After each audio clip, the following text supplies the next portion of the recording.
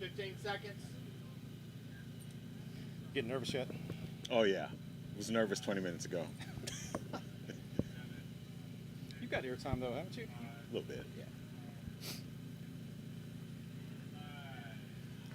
Hello, Av Geeks and STOL Freaks. My name is Cam Walton, and you are joining me on a special National STOL broadcast. We are in Paradise City at Sun and Fun 2025, the 51st Sun and Fun. We're going to talk to a few different people who are involved with National STOL, including some pilots, and we're going to have some interviews throughout the week. So starting off today, I'm talking to Chad Hall, who is a STOL competitor. First competition was last year? Yeah, at our home competition at Music City STOL, which we get to host as well. So. Yeah, absolutely. So you are a STOL competitor and the host of Music City STOL. I am now. In 2023, I was just a STOL host. Okay. And I figured I might as well go ahead and jump in. Awesome. And be a part of it too. So. Yeah, so tell us what it's like. Actually, let's start from the very beginning. Yeah. How did you come across National STOL? Well, so this really kind of goes back. I've been interested in aviation my whole life and just went the normal route. I don't do it professionally. I've just done this for fun. And so I got into flying early, flying 172s and moving up, and ended up partnering in a Bonanza and flying, getting my ratings and everything. And it was great, but it was like, there was, you kind of get into okay, this is my routine now. I've got to accomplish my dreams, and I'm living the life. And then in 2017, I believe it was at Oshkosh, they had the Valdez STOL competition that they did, and I went and watched that. Not many people were there, and I saw these like real Alaska bush pilots out there landing these tailwheel airplanes in ridiculous distances. And I don't know what it was, but there was something about that. Like, I was just hooked. Like, the light switch just went off, and I was a STOL fan. And so really everything up until that point is just me kind of being a fanboy and figuring out how to get myself involved more and more in STOL. But as it started progressing and National STOL came out, I was obviously following it, watching it, just being involved, sharing it with our local flying community in Middle Tennessee. And my background in my business is in broadcast television. And so when I saw the streams, I thought, man, these guys are really doing a really good job. And there was a couple of streaming technical problems. I reached out to the folks and said, hey, I got a solution that might help. So really the introduction to National STOL came as a business relationship, helping them with their stream a little bit. And then I just sort of took that opportunity to say, hey, how can I be involved a little bit more? Can I help? And so, yeah, it all started as a fan, and then I sort of just threw it out there. I said, man, if you guys ever want to come to Nashville and do one of these events, this would be a great place. We probably have a lot of people that would be interested in competing here locally. And so I got a call in early 2023 that one of the locations wasn't able to host that year, and said it's in August. I think this was around February or March. And they said, can you put together an event? And you want to host it? And I said, sure, yeah, why not? Why not? So anyway, so we had to throw together an event from scratch. And I don't do this professionally. I don't put together events and everything. So literally we had to come up with it. And my wife, who is off screen here, was very instrumental in that. We run several businesses together. And so we're already a pretty good team when it comes to organization and putting things together. So we formed a committee of really just people that I had worked closely with at the airport that had different experiences in business and so forth, and just said, hey, this is a big challenge. How can we do this? And we just did it. And the great thing about Music City STOL was that we had a really great support team of people, not only at our local airport. We have an airport authority that just got behind what we're doing, but the city and the county both were just looking for something to really highlight, to get people involved with in the area. We have a lot of people moving from out of state into our area, and so they're kind of looking for that community thing. And I should add too, without getting too long-winded here, but we had already been doing a EAA community breakfast where we said we're going to open this up to the general public. We're not just going to have guys flying in and just cater to pilots. We want to bring in families and young people and inspire people to be involved in aviation, right? Absolutely. So we had already been building up that community within our community of non-flying public. We have about 400 people that come every month to our breakfast, so it was already kind of a big thing. So National STOL was just a natural progression of the next step in kind of building GA, building excitement, and just doing something the community can rally around. That's awesome. So that was how I got involved and started hosting, and Yeah, last year was year 2, and it went great. And now we're looking forward to October this year to do it again. Yeah. Yeah. What's the airport identifier? Yeah, it's KX X-Ray November X-Ray. It's Music City Executive. It's just about 35 miles northeast of Nashville. Yeah. It's an incredible airport, great people.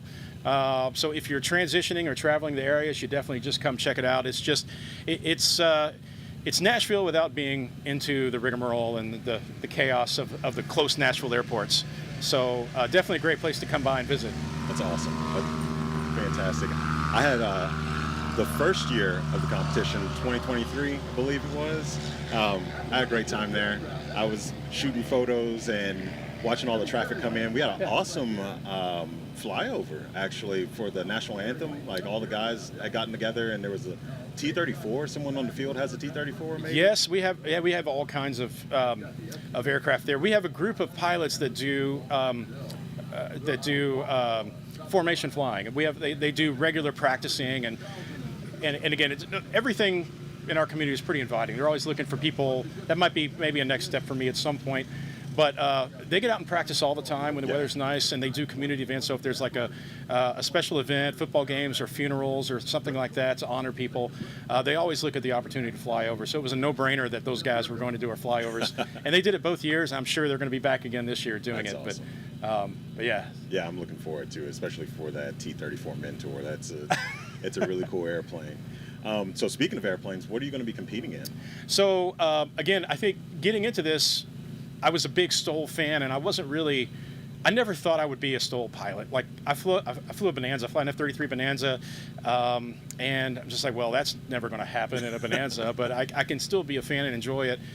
But our hangar wait list in anywhere in Nashville is super long, and I had been on a waiting list for about 7.5 years. So conveniently, the month after our inaugural STOL event in 2023, my hangar number came up. And they said, hey, if you want the hangar still, you got to put a plane in there in 90 days. You got 90 days to fill it. I'm like, I'm going to fill it with something. Yeah, count me in. So I had to scramble, and at that point, it was pretty easy. I'm like, I got to get a STOL plane. So I looked at some stuff that I thought maybe would be in my budget, and I had flown a Carbon Cub, a Decathlon. It's not a great STOL plane, but the Citabria is just kind of what I was thinking of. Yeah. But man, there's just something about a Cub variant that just really spoke to me. Yeah. And I had seen Huskies at Oshkosh and Sun and Fun and liked them, but I found one online, and just something about it just spoke to me. I like the fact that it's certified. I'm not a builder. I don't trust myself, so I like knowing that I have a certified airplane. Yeah. It's a fast airplane for what it is, and I couldn't be happier. I bought one sight unseen and flew out to Aviation in Colorado, or in Wyoming, in Afton, Wyoming. Met the incredible folks there at Aviat, and made me feel like just part of their family, and flew it home. And man, I just pinch myself every time I fly that thing. So I'm still learning. I don't consider myself, a skilled STOL pilot yet, but it was enough to compete in the rookie class without hurting myself or anybody else. So I'm going to stick in the rookie class for a little while and keep building hours. But I'll be in my, it's a 2000 A1B Husky, and I just think it's the greatest plane. I'm just having a blast. I'm looking forward to compete for fun. I'm not going to be a real competitor for now, but maybe 2025, or 6 or 7. Yeah, look out. I might be coming after some folks. Yeah. But for right now, I'm just going to have fun. So is that a stock Bravo model, or do you have some cool little mods? Yeah, the problem though with modding is that it's a certified airplane, so you have to STC anything that you do on that, and it's pretty limited. So but already out of the box, it's got an 0360. It's a 180 horse. I've got a Trailblazer 80-inch Hartzell composite prop, so it's real lightweight, pulls hard, and I've got the 26 Goodyears, and the only mod I've done to the airplane is put an Acme Aero Stinger on the back of it, which has been really nice. And so, I'm not going to be one of these guys with the hidden secrets in there. I'll play by the rules, and I don't trust myself to do anything, and I'm going to always follow the rules. So yeah, it's pretty much stock with just a few little components here and there, but it gets the job done as it is. So there's no flux capacitor? No flux capacitor yet. If the STC comes out for it, then yeah, Okay. I might be on the list for that. That's awesome. So, have you talked to any of the people in the field that are looking forward to the competition? Like, what can we expect from Music City STOL this year? Yeah, so, I mean, our folks love the event. They love the fact that we have a growing aviation community. We have it's not really backcountry. We'll call it a redneck backwoods country. We can call it that. That's forming in Middle Tennessee. And this community, literally, as we speak, we're just growing it and trying to figure out, hey, we got to make something out of this. We got to grow it. So everybody on our field and the surrounding area is really excited. They're there to help out. Even a lot of our groups like the Civil Air Patrol, the Nashville 99s, they're always there volunteering, helping out. So everybody's really excited about having National STOL back. And so, yeah, people just are ready to get behind it and jump in and help any way we can. But as far as what's coming up, I mean, this last year we tried to bring in a little more music, and I think it went pretty big. We had a big stage, it was really loud, so we may we're going to keep the music part of that and just make it a fun festival, maybe do it a little differently this year. But it's going to be Nashville, it's going to be airplanes, it's going to be good food, and you're going to be treated like family there. It's a good place to be. Oh yeah, I'm looking forward to all of that, especially the food. I've missed Oh Nashville yeah, we got so good much. food. We need to try to get Hattie B's to be a sponsor and bring in some hot chicken.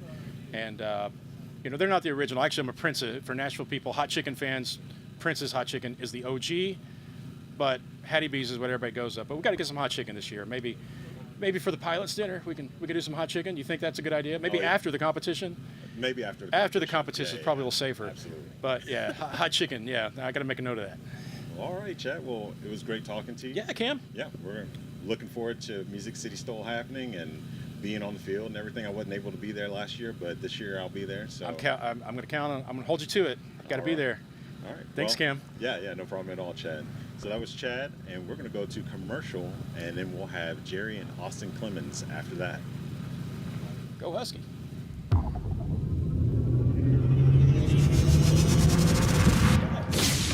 Nice. That was fun. Yeah. Thanks, man. Don't get your water there.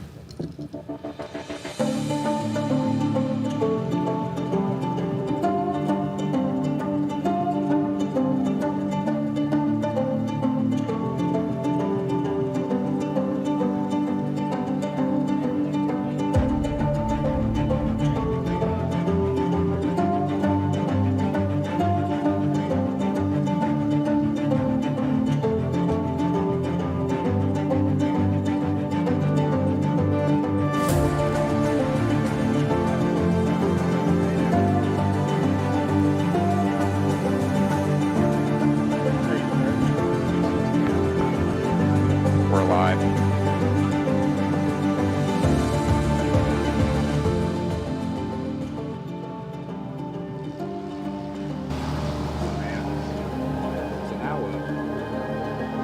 All right, and we're back. So right now I have right next to me is Austin Clemens, who is a fan favorite, I would say, especially with you with the Husky, with the snarling Husky on the tail. Yep, it's the Mad Dog. It's the Mad Dog, yeah. Man, it's been awesome getting to see you fly from the very first Arkansas, like all the way to now. Like everything's been super cool. So tell us what you've been doing in the off season to hang out. I mean, I know you've been hanging out, but what you've been doing in the off season to prepare you for this season of National STOL. Just fly a lot for the off season, basically. Just go beat up the pattern every sunset. Just make as much noise and get comfortable with your airplane. Yeah. Know your limits. Heck yeah. So when you're beating up the pattern, like, do you have like a line painted on your home field, or what are you doing for distance measuring? Oh, I don't know. There's no distance measuring. All I know is my runway lights are 150 feet apart. So that's the only distance measuring I got. Okay. Jerry will get pretty crazy and put a line on the ground and a tape measure, and he'll go all out. But oh yeah, we put the flags up and everything in my yard. Okay.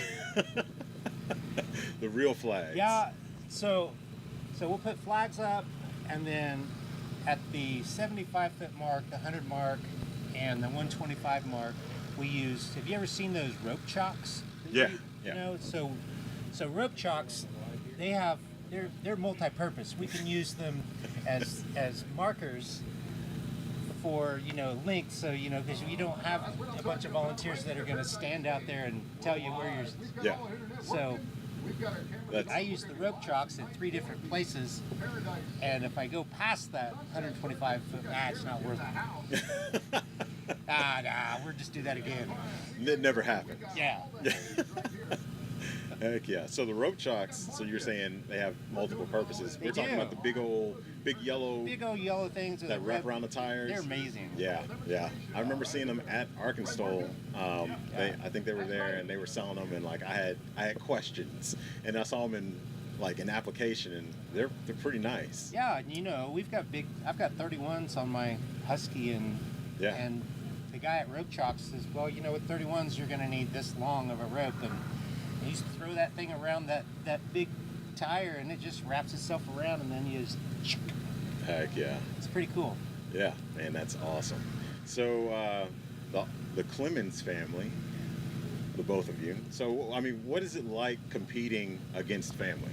Like, what is there any I don't know. Is there any like banter like before that's like you're losing I'm rooting today? for him. Okay, you're rooting for him. Yeah. So, yeah. Austin, what about you? Like, are you rooting for your uncle, or are you? Yeah. Yeah. Root for him. Is it? Well, it's I don't care if it's family or friends or whatever, but that's the beautiful thing about National STOL is that it's you develop these wonderful relationships that the guy that you want to beat so bad, you work so hard to beat this guy, but then if he beats you, you're still happy for him. Right. Yeah. And it's just because you end up, these relationships that you develop in this, everyone seems to want to help everyone else. Yeah. And whether it's if a guy does something that's unsafe, you've got all of these other guys out there that are going to call you out, and they're going to protect that person because there's that much care. And you see a guy that maybe needs to improve on something, then you've got this whole group of people that help you do better. Yeah. So And that's one of the coolest things that I've seen about this organization is that it's a whole group of people that want to help each other. So yeah. So it's one Pretty big nice. family. Yeah. there's not much begrudging in the National STOL. It's like, what can we do to help this guy? Right. Yeah. And I think that's something that's really important to, it's really important, but it also adds value to you coming to the competitions. Like, sometimes you hear people say, like, oh, why am I paying money to compete? And it's like, well, you're not really paying money to compete. First off, you're getting indoctrinated into a family. Oh, absolutely. That's absolutely awesome. And you're getting all the instruction from the best in the world at STOL flying and at backcountry flying, and with all the equipment that we see in all the magazines and everything. So I think that there is a huge value to coming to National STOL competitions, especially the camaraderie and the hangouts afterwards, but also all the information that you learn from each pilot and how they fly. Yeah. And if you're anxious about coming to a competition and you've got fear like, oh my God, I'm not good enough to do that, I think the best thing for someone to do first is come volunteer. That's what I did. Yeah. I came as Uncle Jerry, Yeah. and I was in charge of making sure that Austin eats and drinks, Yeah. and provide shelter. I brought the camper, and he did his thing, and I got to know people there, and I got to help and volunteer, and you learn a lot about the organization by just coming and just being a volunteer. You don't have to just show up as a pilot. You can show up as a volunteer and then get to know and kind of figure things out.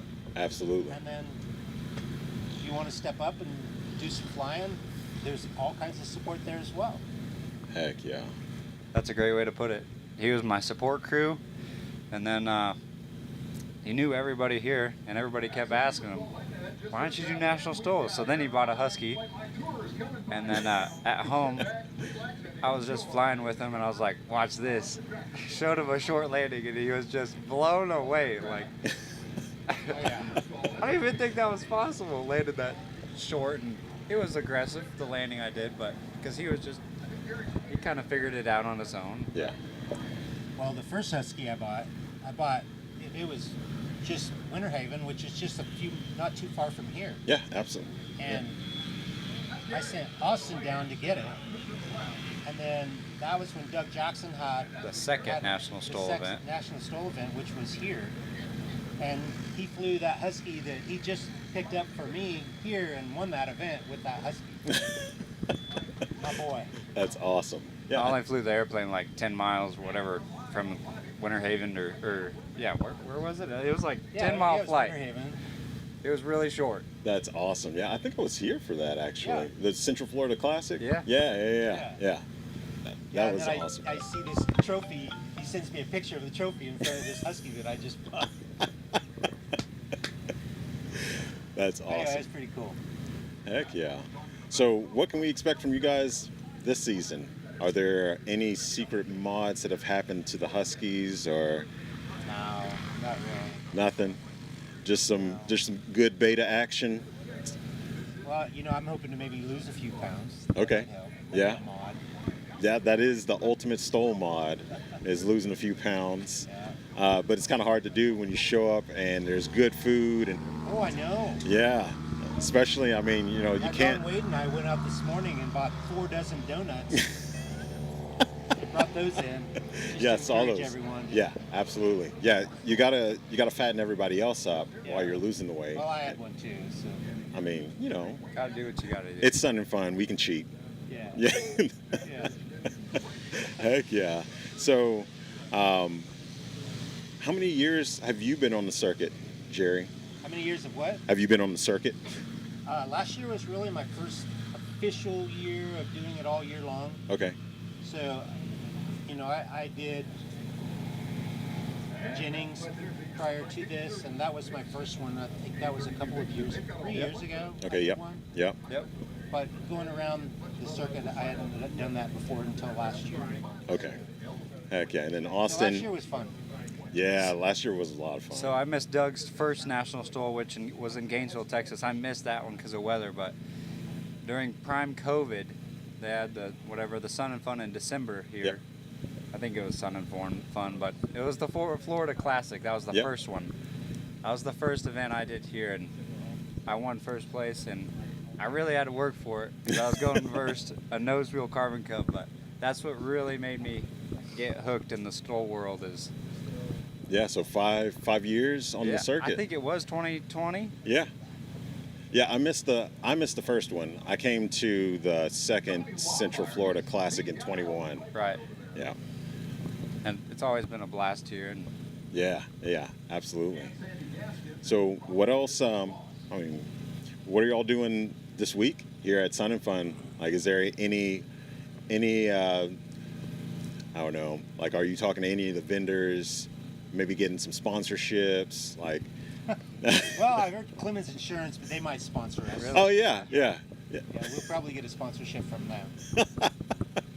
Yeah, they do insurance, right? I think they do. Yeah. I think I actually heard have that. them as Yeah. my insurance agent. I think I talked to some girl named Lexi. Oh, yeah. Yeah. She knows her stuff. She does know her stuff. She hooked me up. So, yeah, and I'm glad to have that insurance, by the way. I'm telling you, she knows how to. She spends a lot of time working her relationships with the insurance underwriters. Yeah. When she needs something done, she knows exactly who to call, and everyone's scenario is different on what they need. Yeah. And so that's the nice thing about having lots of different insurance companies, because they all have different tastes for things that they need, that they like to do. And so she works very hard, and we all do, but on putting people where they should be, Yeah. which is good. It's kind of fun. Yeah, she's an excellent fit, for sure. Heck yeah. So what's going on with Birds? Are y'all going to come out and hang out with Birds, and That would be great. are we going to do some flying out there? I'll bring the champ out and we can come out and hang out. For sure. Yeah. Oh, yeah. Heck I yeah. saw somebody just made an Instagram post of a fly-in this fall, right? Yeah. The fall fly-in. Yeah. Heck yeah. Sounds awesome. It was awesome last year. It was great last year. Yeah. A lot of flying. Heck yeah. I'm definitely looking forward to you guys being there, and I'm looking forward to the season. Like, Yep. I'm really excited to see what's going to unfold for us, especially now that we've got a couple of new, or at least one new venue. We're going to be in Missouri. You're going to be at, what is it, the Pony Express stall? Oh, yeah. Yeah. That's close to home for y'all, St. right? Joe. Yeah, that's pretty close. I mean, at least it's in Kansas. Yeah. I didn't know about it. First me hearing it. St. Joe, Kansas? St. Joe, Missouri. Oh. Yeah. It is Missouri. But it's on the other side of the board. It's right It's there. right there on the line. Sounds Yeah. close. Yeah. Heck yeah. There you go. Yeah. All right. Well, all right. So it sounds like we've got 1 minute left. So is there any shout outs you guys want to do? I mean, y'all are the illustrious Clemens family. Like, is there anyone you want to say hi to back at home? No, hi, but shout out to MT Propeller, mainly McFarland Aviation, and Aviat Aircraft. Okay. Heck Oh, yeah. yeah. Gotta get the sponsors in. And they make awesome products, all They of them. do. So, heck yeah. That they do. All right. Well, that was Austin and Jerry Clemens, and we're gonna go to a commercial and come back. Looking for a more affordable entry How about into now? bush plane flying?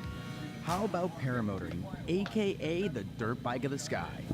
Paramotoring STOL is the next All right. best thing, and this adventure motor that you wear Thank on you, your back guys. is your ticket to getting airborne quick. At Aviator Paramotor, our 2-week training takes you from zero to hero. Sunrise this morning, it was beautiful. There was a thin layer of fog flying. It's just like all the stress and all that kind of just floats away. It's really peaceful. From no experience to feeling confident and competent flying on your own. Let the team at Aviator Paramotor in Lake Wales, Florida, teach you your new superpower of running into the sky. Classes are filling up quick, but there are spots available today, so call now. Side effects include, but not limited to, significant life changes, foot drags, ear-to-ear smiles. Find the extreme freedoms of ripping around the skies in your new adventure motor with friends.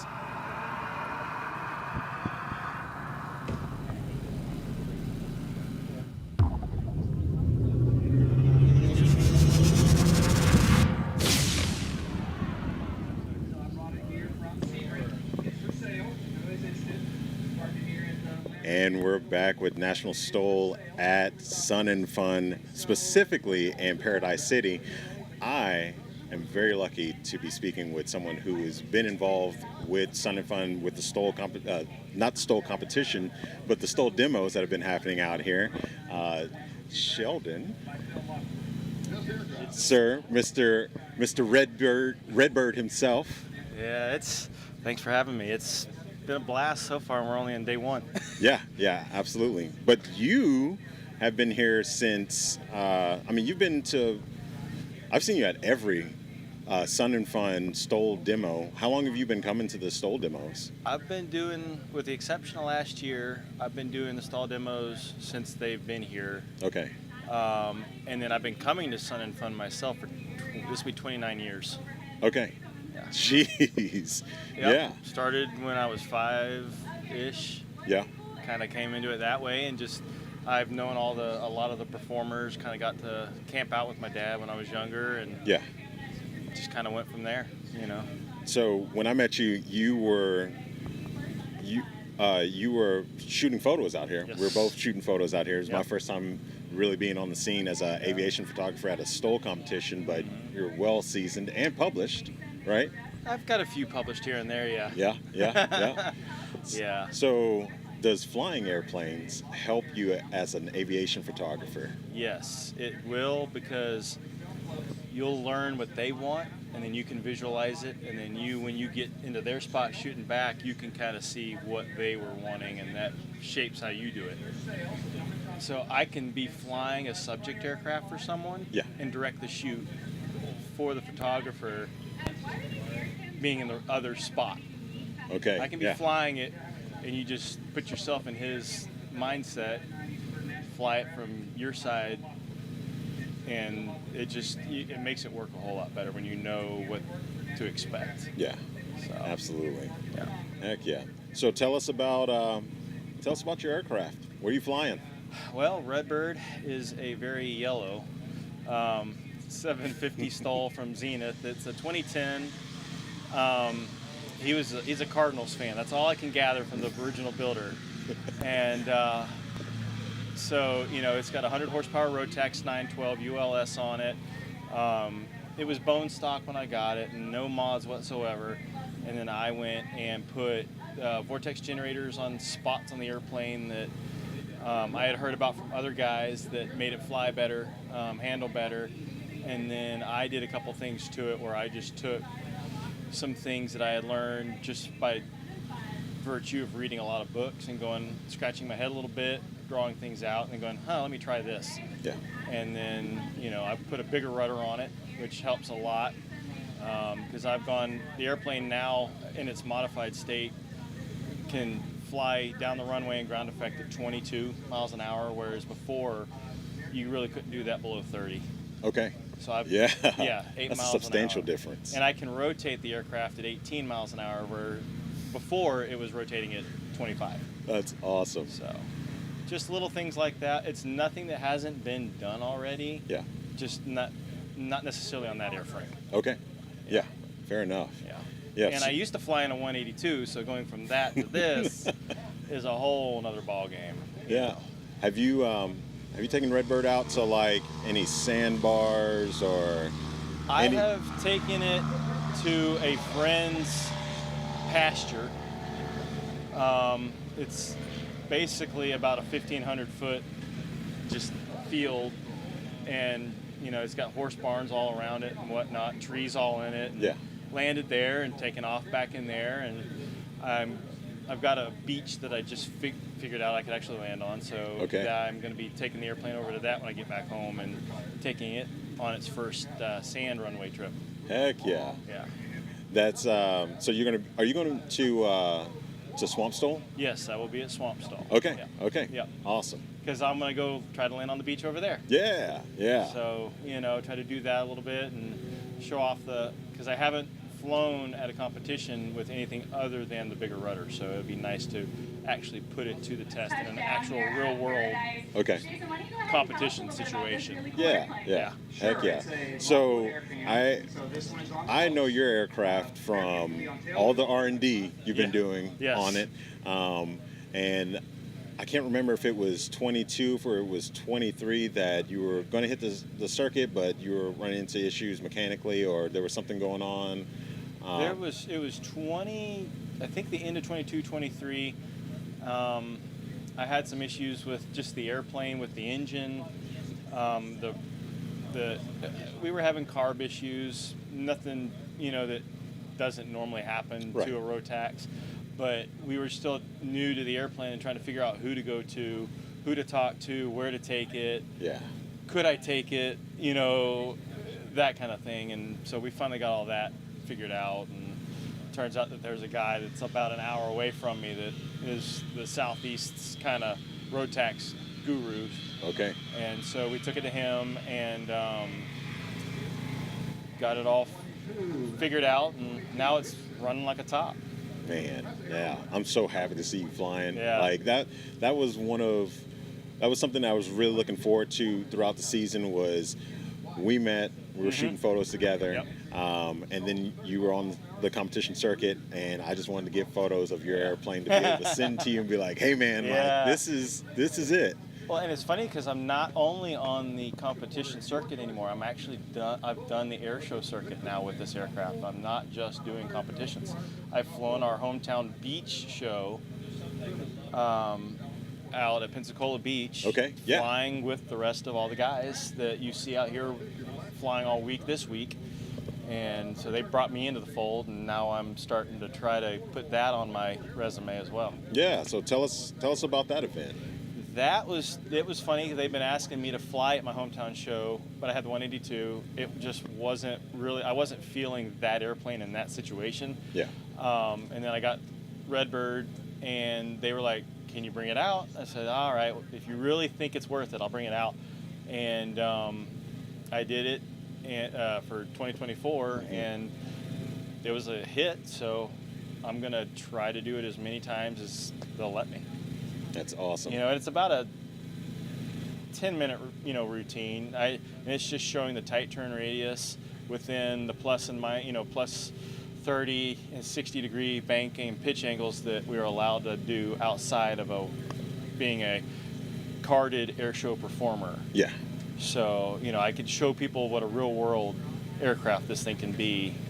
And I actually never touch down because, of course, I have nowhere to land on the beach. Yeah. So just going by the crowd at 30 mile an hour, doing really tight turns within less than a width of a football field and stuff like that. Man, that sounds awesome. It is a dream to be able to fly in an air show for me. So being able to do that in your own airplane and showcase abilities at my hometown too. Yeah. So that's cool. And having the support of my family and friends and all that. So heck yeah. Yeah. Is that the Blue Angels home show? That's their beach show, their July show. Okay. I haven't yet gotten into the homecoming show. That's a hard show to get into. Yeah. There's a lot of moving parts there.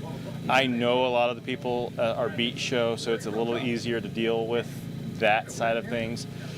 Maybe one day I'll get into the homecoming show, but if it doesn't happen, that's okay. I could technically go over there and static display it too if I wanted to. Yeah. Heck yeah. So I've always wanted to ask you about your VGs, like all of the, like what I remember on Facebook when I was on Facebook, like I remember seeing you like taking photos, you were doing video of the air, and you had the yarn, the strings of yarn on your airfoil on your wing to see what the air was doing. So I recently got VGs for my Champ, and like I was surprised because everything's in the box. Like everything you need, you don't have to buy anything extra or anything. But what I wanted to ask you was, what were you doing since everything is in the box? Like what specifically were you doing or trying to see since like there's a guide for us to put the VGs on? I must say, I sheepishly got to say, I did not use the guide at all. I used it as, it's like when you watch Pirates of the Caribbean, it's more like guidelines than actual rules is what I was kind of going for. I was trying to, because where I was putting them on my tail, you normally see that on production aircraft, but you don't see that on a Zenith normally. So I was the only one doing it, so I'm like, okay, I'm just going to go with what looks correct and looking back on some aerodynamic data and just put it on there and we'll see what happens. If it doesn't work, these aren't glued on, they're taped on, so they can come right off. So I did that. I put VGs on my flaps as well. That cleans up the air that goes to the tail as well. And I put VGs over to the top of my windscreen. That cleans up the air going to the vertical. All right, That's from other people that have done that part of it. And so, I put VGs on the bottom of the wing in front of the flaperon, aileron portion. That's designed to speed the air up going to the aileron portion of the flaperon and give you a little bit more control. That's kind of what I had in my head, and it did work. I wasn't sure if it was going to, but trial and error, moving them back and forth. And now, like I said, I went from taking off at 25 mile an hour to 18 mile an hour. I came in, going into land, from 100 feet the other day, I landed in 47. Man, that is... So that's a PB. Yeah. You can't beat it. I don't know if I'll ever get that again or not. It's all dependent on the winds and the temps and everything. Say, let's hope for some wind and you'll be able to do that, if not better. Yeah. So, and I had to start putting tape on my tires because I'm going back looking to get the GoPro footage and I'm taking off in 9 rotations of a tire.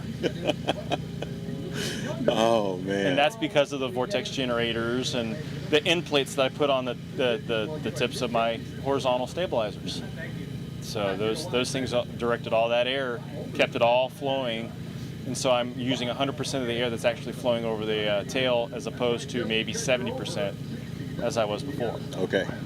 Man, I mean, like those numbers, like I know whenever I'm thinking about numbers and I hear like a difference that's plus or minus 10, you know, like when you relate it as a non-aviator, like I'm a pilot, but when you're thinking about car speeds, like it's like, oh, okay, that's not too much difference, but like that's a substantial difference for a STOL aircraft, for a backcountry aircraft, for an airplane in general, especially with those mods being, I mean, they're universal. Depending on the wind too. They're universal. Everybody can do it. Yeah.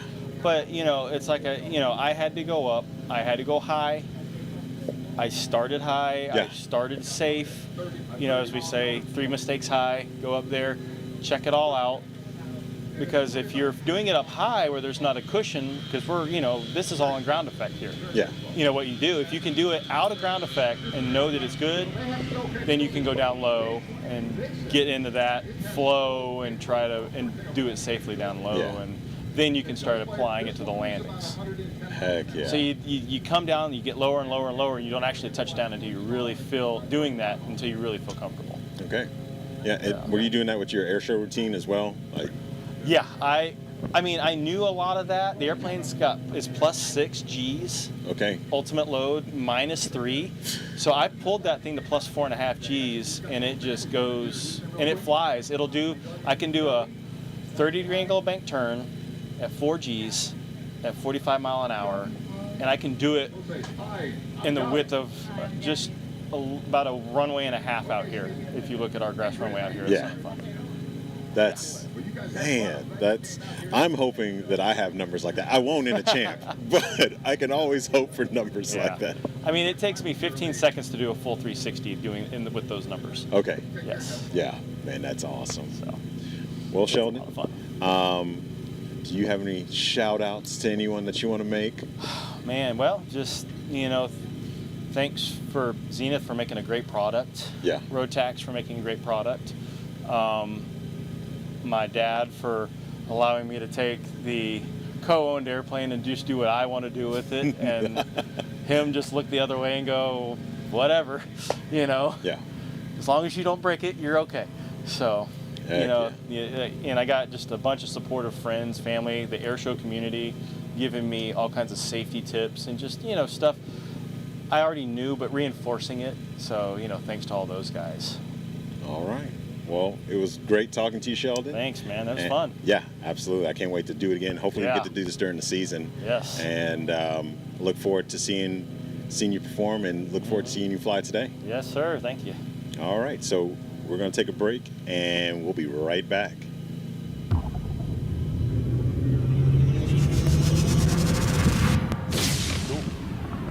Thanks, man. Yeah.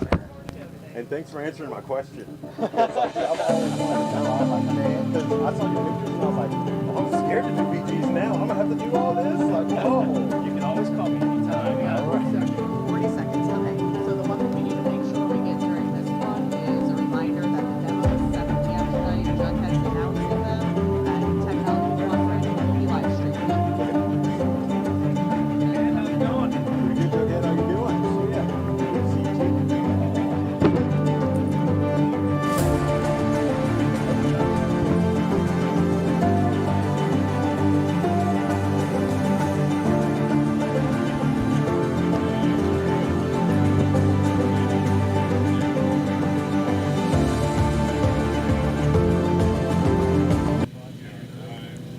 And welcome back to a special National STOL broadcast from Paradise City at Sun and Fun 2025. I am very lucky to have next to me Mr. Jughead Counsell. Sir, it is a pleasure to have you sitting next to me because you are such an awesome STOL announcer. You bring a lot to the table. I'm not just using just general terms. I mean, like, seriously, like when you're there, like the tuxedo or the jacket is a nice touch. I love it. Yeah, you got to go with the tails. I've been running that. It's kind of like my little trademark for over about 23, 24 years. Yeah. So it feels good to always put on the tails. But, you know, as much as I love the time that I spent behind the mic and the camera narrating National STOL, of course I enjoy flying with it more. I can't fly with the tails. They just don't work with the seat. If I could figure out how to get those things to contribute some lift and maybe give me a shorter takeoff roll, I'd do it. But I haven't been able to incorporate those. Yeah. You might get stuck in the door as well when you're closing it, huh? So, yeah. Heck yeah. So today is going to be the first STOL demo at Sun and Fun for the week. Starts at 7 p.m. Eastern Time, and we're going to be broadcasting it live, and you're going to be out there. Absolutely. We will be, as George Strait says, chicken dancing on a hot tin roof and the stove. So we'll have the tails on. We'll be here. You know, and Cam, you understand this. You do a great job. I've watched your National STOL work, and it is always entertaining. I love having. We're fortunate with National STOL. Yeah. Obviously, yeah, Ryan's kind of holding down the fort. Yeah. But between Corey and you and in Moses Lake, my hometown event, you know, able to get up on the mic as well. Yeah. It's nice to kind of have a wide variety of talented, I'm going to use color commentators. Yeah. For the fans out there. And for me, it's always about, I try to put people in the seat of the airplane. I try to bring it down to a level that the layperson understands that may not really understand all the intricacies about bush flying, about STOL flying, about airplanes, max performing the airplane. So it's always a real honor to get to be here.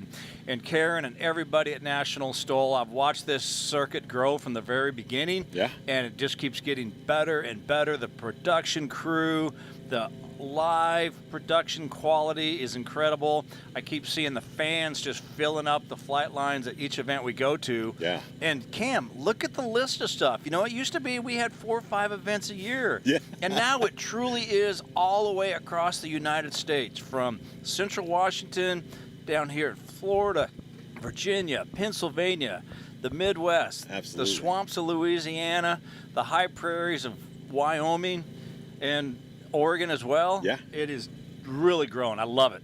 Heck yeah, absolutely. And speaking of watching, so I was telling Tom when we were getting the trailer ready for the season of last month, I was telling him that I know where this is going. That's never going to go away. You're going to find that forever. Yeah. Oh yeah. The dust from Moses Lake. Volcanic ash from Oh, Mount my St. Helens, May goodness. 18th, 1980. Man. Till perpetuated. So I wasn't there, but throughout the season during the broadcast, every time I sat down and put my hand like down, there's always like a handprint from the ash, like from me, and I'm like, okay, that's cool. And then when you feel it, like it's got a particular feel to it. Like it's not just like, you know, dusted off. Like it has like a residual, kind of like a graphite, like kind of lubricant. Or ground pumice. Yeah. Yeah, it's got a very abrasive pumice quality to it. Yeah. So yeah, you know, and I was 12 years old, 6th grade when that mountain blew up. Yeah. And you know, we had 3 inches on our roof, and of course our farm. We spent weeks, you know, cleaning roads and everything. And so it was really cool to come back because I know there's still ash around. Yeah. But it's gotten to the point now where we have to dig down 2-3 inches in the soil to find it. Okay. And so they graded a great landing surface for us there, the Moses Lake Air Show Committee in Grant County International Airport. And of course they disturbed that ash layer down below. But it was just, I think it was very appropriate for it. It reminded me of when we're out like at High Sierra flying out on the dry lake beds. Yeah. And it was fun. And I know the crowd loved it too. I can't wait to be back there because it is my hometown. It's where I soloed. My dad soloed. My brother soloed, all from within about a quarter mile of where we were competing. Okay. Just back on the ramp. Yeah. And a lot of really neat aviation history there as well, Cam. Yeah, yeah. Also, you did something very special during that competition. If I remember correctly, you switched aircraft. Well, first I won my category. Yeah. Yeah. There you go. There you go. And then, yes, Tegan, she has a beautiful, we call her Beige Betty. It's a 210 horsepower IO 360 Cessna 170. And of course, 97 Bravo, Dakota and I still run around with a stock 0300 engine. Yeah. We got a climb prop. We've got Sportsman STOL cuff. Yeah. We've got aerodynamic VGs, but it's still only 145 horse. Okay. Yeah. Which you need horsepower to get off quickly. Yeah. Yep. The lightweight of my airplane is handy for landing. But so Tegan and I, we fly for fun over in Western Washington out on the riverbeds, and we always give each other a bad time anyway. So we decided that she and I were going to swap airplanes, and that's the first time that she had flown 97 Bravo, first time I flew Betty Page. Okay. And, you know, the day before we were out bouncing through the sagebrush in the dry land country and landing up on the cliffs, just doing good old fun off-airport stuff, and we went out, and this time I won. This time I won. I know darn good and well, though, that you give her much practice in 97 Bravo, or if the wind puff was just right or wrong. Yeah. And we weren't, there was 2 feet difference between our takeoff rolls. That's kind of where it led to me winning, because I knew I could beat her on the landing if I didn't scratch. Yeah. Because we both, I think, put it down within about 2-3 feet of the line. So, but that was just a lot of fun. And I think the crowd enjoyed it as well. Oh yeah. So. I enjoyed it from the house. So I woke up real early in the morning in Arkansas and watched with my dad. And I mean, we were eating it up. It was really awesome. That was a delightful surprise. So, well, in Arkansas, I mean, obviously you're real close to head back out to Swamp STOL, and then up just to the corner, Oklahoma border. We got events there this year as well. So for sure, I'll be out there. I might be competing at 1 or 2 of those events. We'll see. We'll see what happens with my champ. But I'll definitely be there for sure. Well, we're definitely looking forward, Cam, to getting back to Moses Lake. Yeah, absolutely. And a little bit later in the year this year, and it sounds like the lineup at the show, we're going to be featured a little bit more, which will be great. Yeah. More folks in the crowd. Maybe a little more wind on the nose. Not a whole lot more. We don't really want a whole lot more than what we had. Yeah. And obviously looking real forward to going back down to Ontario, Oregon. They did such a great job hosting us. The town really rolled out the red carpet, and that was a lot of fun as well. So Oregon STOL, I'd like to go back, and I got second there. Jeff and the Beast is always a tough animal to beat. Yeah. And I've beat him in the past, and he's beat me. He's ahead right now in the win column, so I'd love to go back and maybe steal that first place trophy from Jeff and the Beast. Absolutely. Yeah, I'm pulling for you. I do want to say thank you, because it's kind of a full circle deal with me being here and talking to you right now. I first came across National STOL from the Central Florida Classic in 2020, watching the YouTube channel. Watching the broadcast. You were hosting the event then, or if I remember correctly, you and Jeff. Was Jeff on the mic a little bit? Jeff Pohl's been on the mic with me a few times, and that's what's really great about National STOL and just the whole STOL community. Yeah. I mean, everybody helps everybody out, and everyone has something that they can contribute in a little bit different way. Yeah. And so we've seen lots of people sit up here in front of the cameras and behind the mics, sharing their experiences. Yeah. And it's nice to have a variety of different people that the fans get to learn and hear from, and just to get entertained by. Yeah. And I mean, it's really awesome, because like you were saying, I mean, having the different variety of people. But what's funny is I saw you on YouTube, and then the next year I saw you live. I was here on the field taking photos, and now we're all here. You're going to be doing the STOL demo tonight. That's right, here at Paradise City at 7 o'clock at Sun and Fun, Lakeland, Florida. You got a couple hours, so if you're within a couple hundred miles, get in the car, load the kids up, grab some Kentucky Fried Chicken and a Dr. Pepper, and hit the road. You said the best combination ever, because absolutely. I love some Dr. Pepper, and of course, Kentucky Fried Chicken is delicious. So I can't get around that. Yeah. What can we expect tonight? Like, is it going to be normal Jughead, or we're going to have some special treats? Is Dakota here? Dakota is not here. Some of you may not know, Dakota's my 8-year-old black lab. He's flown about 700-800 hours in my 170 with me. Of course, he's my hunting partner, my play partner, and he's got quite the quite the personality. Yeah. There's no doubt about it. His name actually means friend in the native Sioux language, and it fits him perfectly. But no, he is not here. He'll be at home pouting. And but what can we expect? Well, I'm looking, Cam, at the windsock right now, and one of the things that we always seem to get here at Sun and Fun is the wind is usually not straight down the runway by the time showtime. Yeah. It's usually a little bit of a crosswind coming from the south. It's usually rolling over the trees, giving the pilots a little bit of a challenge because you'll have a nice stable approach, and at about 30 feet, it's going to come out from underneath you. You're going to have to catch it. You're going to have to reset the AOA, reset the power to establish that glide path, and then work on hitting the line. Obviously, the runway here is great. It's a really forgiving. It's got a lot of sand in this St. Augustine grass. It's well marked. So once you get below 5 feet, it's pretty good again. Yeah. But that transition has bit a lot of pilots. But you never know. It's the first kind of event of the year. Yep. And even though it's a demonstration, quote unquote, ever since the second airplane was built and two airplanes flew at the same place, it's always been a competition. So I'm anxious to see what the new airplanes are going to bring, what the modifications to some of the old airplanes. We'll see who's been practicing lately and who hasn't, because that makes a difference. I've been to a STOL contest in Independence, Oregon, put on by the Experimental Aircraft Association, and there's a Super 170 that I compete against there quite a bit, and I've won twice and he's won once, and it boiled down to who had been practicing leading up to the contest. So we'll see. You got to put in the time. You know, Dan Reynolds is down here from the Yukon, getting out of the. Of course, he's complaining that it's too warm here. Yeah. He's missing the snow and about minus 20-degree temps up home, where he's comfortable. But of course, the Chinook is always a crowd performer. Absolutely.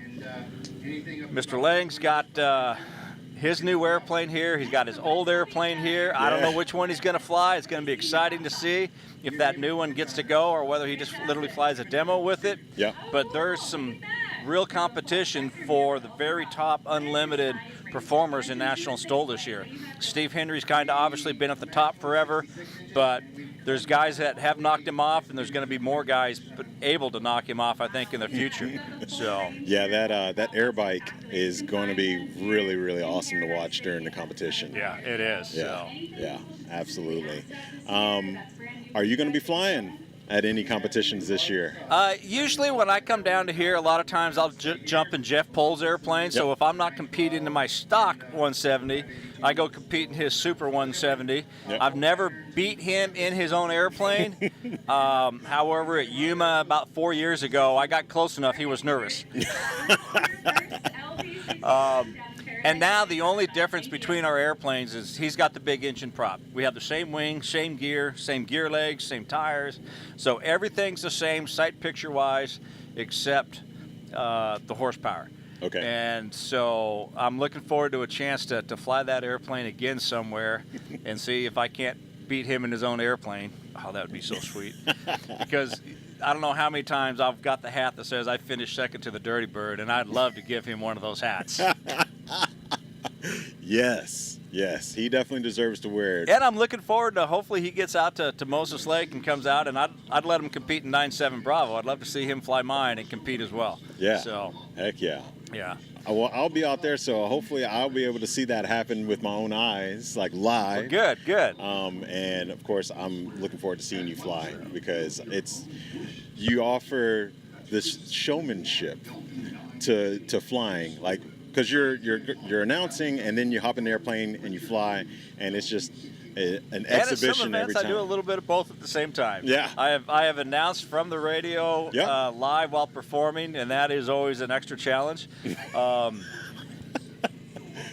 it's usually when I'm, no kidding, on the mic, and people ask, how do you do that? How do you go from being on the mic, the song and dance from the entertainment perspective, to shifting gears? Yeah. And it's, I get in the airplane, the helmet goes on, the tails come off, and if you ever watch me, I just kind of sit there for about 30, 40 seconds. Usually I'll start the engine, just sit there for 30, 40 seconds, and I kind of do a mind dump. Just flush everything out that I'm doing, let competition thoughts come back into my mind, reset myself mentally, run the checklist before takeoff, and now I'm in out of show mode, I'm into competition mode. Man, yeah, I admire that because it's hard enough to just make radio calls like in the pattern. I'm always on base and I'm like left crosswind, correction, left base. Like, so to be able to hear you do that on the mic and fly at the same time is just, it's phenomenal. Well, I think, and a lot of that goes back to, you go back to my 20-year military career, and about half of that was spent an instructor, and obviously, from whether it's teaching, BFM, dogfighting, or you're teaching close formation, you're always been having to talk and fly at the same time. Yeah.